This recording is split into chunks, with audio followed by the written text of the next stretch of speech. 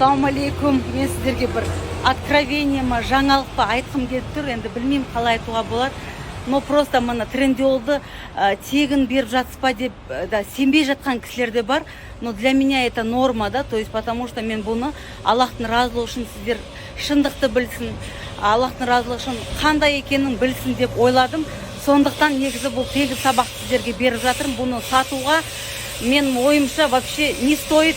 То есть оны даже сатуға ұят деп ойлаймын, потому что бұл жерде өзінің кемшіліктері бар, плюстары бар деген нәрсесі бар.